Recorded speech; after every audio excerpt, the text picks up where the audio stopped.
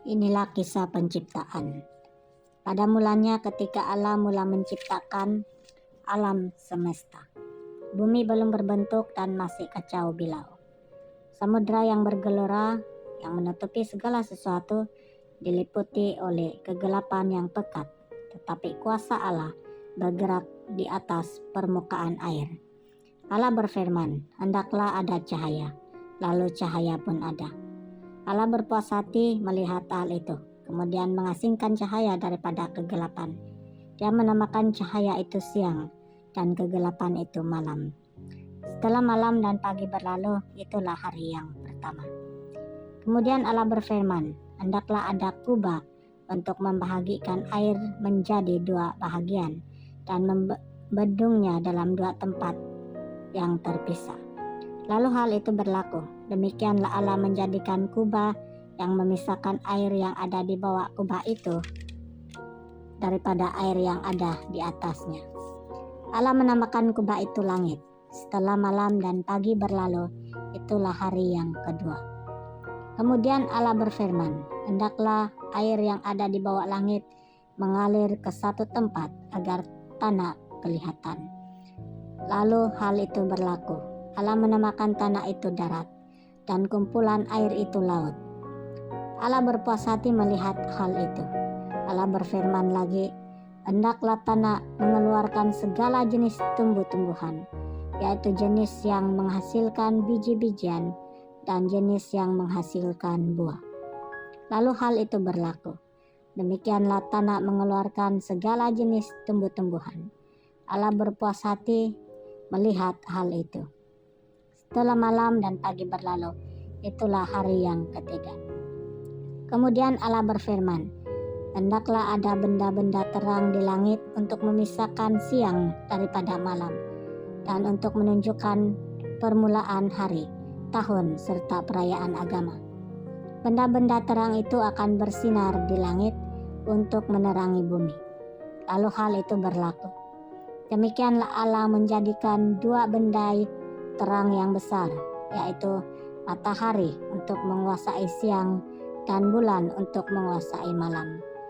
Selain itu, Dia juga menjadikan bintang-bintang. Allah menempatkan benda-benda terang itu di langit untuk menerangi bumi, untuk menguasai siang serta malam, dan untuk mengasingkan cahaya daripada kegelapan. Allah berpuas hati melihat itu. Setelah malam dan pagi berlalu, itulah hari yang keempat. Kemudian Allah berfirman, "Hendaklah air dipenuhi berjenis-jenis makhluk hidup, dan udara dipenuhi berjenis-jenis burung." Demikianlah Allah menciptakan binatang raksasa laut dan semua jenis makhluk yang hidup di dalam air, serta semua jenis burung. Allah berpuas hati melihat hal itu. Allah memberkati semuanya dan memberikan perintah kepada makhluk yang hidup di dalam air supaya membiak serta memenuhi laut, dan juga kepada semua jenis burung supaya bertambah banyak. Setelah malam dan pagi berlalu, itulah hari yang kelima. Kemudian Allah berfirman, "Hendaklah bumi mengeluarkan semua jenis binatang darat, binatang jinak dan binatang liar, yang besar maupun yang kecil." Lalu hal itu berlaku.